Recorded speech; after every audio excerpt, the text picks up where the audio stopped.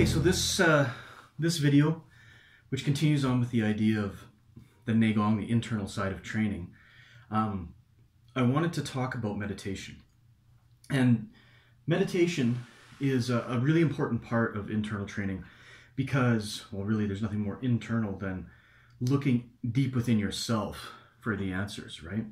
And it's not that you can answer every single question about training or how to improve your martial arts or any of that kind of stuff by meditating, but what it does do is it allows you to clear your mind, and it allows you to become more focused and more able to use your mind in a more pointed fashion. So even though I've done videos in the past about meditation training, I thought I should go into a little more depth than I have previously. So first thing we're going to do is just talk about the basics. So meditation basically has two different states, okay?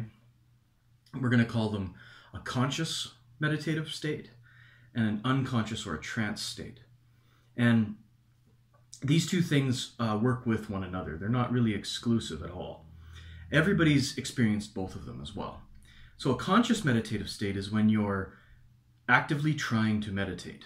You perhaps have some kind of a ritual, right? You have a space, like I've got my tea room, where you sit every time so that it becomes a conscious effort to go into that tea room and to sit down, to burn incense, to do whatever, all of those kinds of things. And what that is that you're consciously setting up a ritual for yourself that leads to meditation. And what will happen over time is that you basically condition yourself. It's very Pavlovian. You condition yourself so that as you start to do this ritual, you actually get closer to the meditative state even before you begin. And it's just a trick, right? It's a trick that we play on ourselves to make meditation easier, because meditation is really hard. So conscious meditation is a state where you're actively working to focus yourself.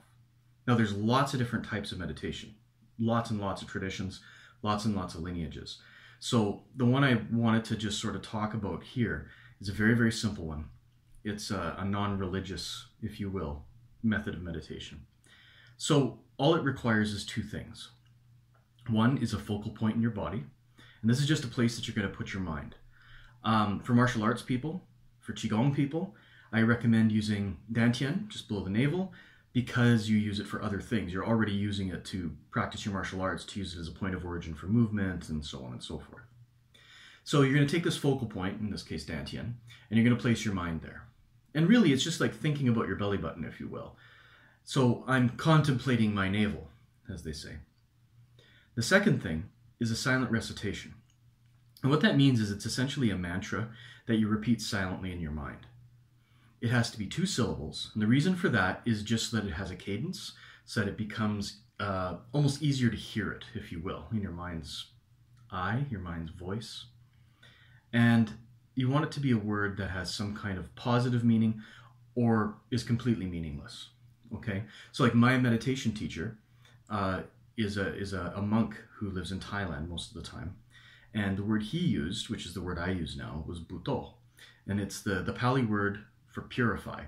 And because it was in Pali, it had no real meaning attached to it to me, other than the fact that my meditation teacher used it, and he's a Buddhist monk, and that inspired me. So it's a pretty good thing, right? But this is kind of like self-hypnosis. So if you use a word that has a lot of meaning to it, it has perhaps a negative connotation, you're driving it into your psyche, right? It's not a great idea. So you can use any type of mantra that you may already use or that you've heard before. It's your decision. But once you pick a focal point and you pick a recitation, it's advisable not to change them, okay?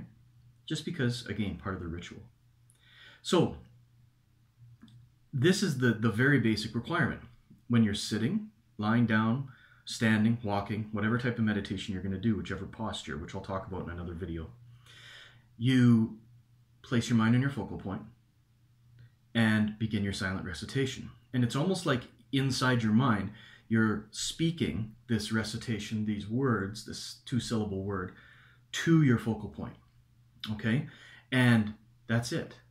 The idea is that the mind is always very distracted. There's always the 10,000 things, right? There's always something going on that takes our mind down the garden path. when I'm sitting, a lot of the things I have trouble with are things like music will come to my mind. You know, when you get a song stuck in your head, or things like chores. Oh wait, you know, when you're done your meditation today, you should go do this and go do that and get groceries and whatever. And it's very easy to go, well, groceries, yeah, what am I going to get for groceries?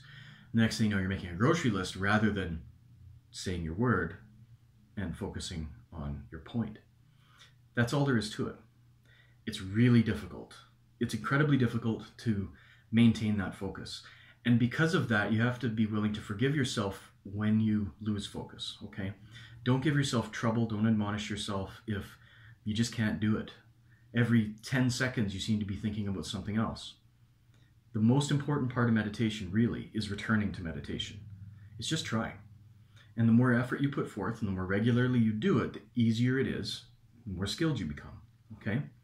And, I mean, I'm a guy that tests things out, and I heard a lot of this stuff, and I kind of thought it was BS.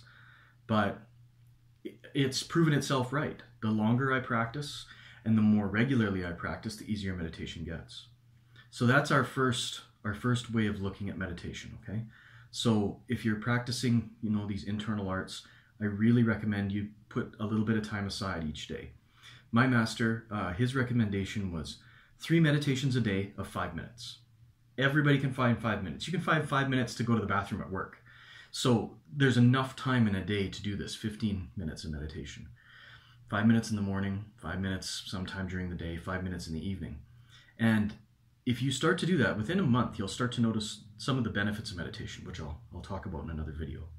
So just to review, a focal point where you place your mind, a silent recitation, which you repeat silently in your mind to your focal point. And if you get distracted by other thoughts, just let them go. Go back to what you were doing. That's it.